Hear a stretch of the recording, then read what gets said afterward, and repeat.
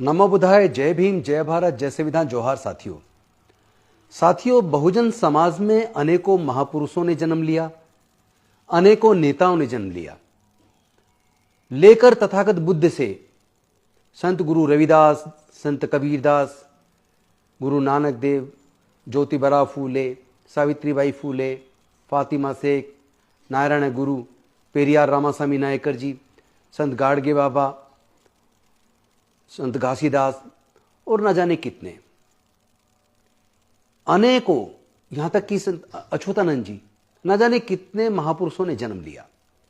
और उन्होंने वैज्ञानिक दृष्टिकोण के साथ साथ सामाजिक न्याय के संदेश को जन जन तक पहुंचाने का काम किया। किसी भी प्रकार का छुआछूत, ऊंच नीच, असमानता खत्म हो, सबको बराबरी का अवसर मिले, सबको मानवता का दर्जा मिले, सबको न्याय मिले, यानी कि सामाजिक न्याय की लड़ाई और वैज्ञानिक दृष्टिकोण को साथ लेकर कैसे आगे बढ़ा जाए, इस पे हमारे अनेकों महापुरुषों ने अपने अपने तरीके से मिशन मूवमेंट को कहीं ना कहीं आगे बढ़ाया। और एक तरफ राजनीति में भी अगर हम देखें तो डॉक्टर बाबा साहेब अंबेडकर जी के बाद बाबू जगजीवन राम जी, फिर बुद्धप्रिय मौर्य जी, और उसके बाद मान्यवर कांसीराम साहब, संत गौतम जी, बहन मायावती जी, रामविलास पासवान जी, अनेकों नेता भी हमारे समाज में जन्मे, जिन्होंने समाज की लड़ाई को, विचारधारा को अपने अपने तरीके से आगे बढ़ाया। राजनीति में कई बार इमीडिएट निर्णय लेने होते हैं, कुछ निर्णय सही साबित होते हैं, कुछ निर्णय गलत साबित होते हैं, लेकिन कभी उनके बारे में सोचिए कि जिस वक्त उनको निर्णय लेना, उस वक्त उनकी मनस्थिति क्या रही होगी, उस समय की परिस्थितियां क्या रही होगी। लेकिन फिर भी हमारे उन सारे महापुरुषों ने और हमारे समाज के नेताओं ने अपने अपने तरीके से सामाजिक न्याय की लड़ाई को आगे बढ़ाया, समाज को मजबूती देने का काम किया। आज के हम जैसे नेताओं को अपने उन महापुरुषों और अपने समाज के उन पूर्व नेताओं के विचारधारा को आगे लेकर जाना, ये हमारी और आपकी जिम्मेदारी बनती है। लेकिन मुझे लगता है कि हमें अपने महापुरुषों और अपने महानायकों के आलोचना से बचना चाहिए, बल्कि उनके किए काम को याद करना चाहिए कि उन्होंने कौन कौन से महान काम किए, कौन से काम उनसे छूट गए। समय का अभाव हो सकता है, एक के बाद एक काम किए जा रहे, कुछ काम छूट गए होंगे, कुछ निर्णय बहुत अच्छे साबित हुए होंगे, तो कुछ निर्णय गलत साबित हुए होंगे।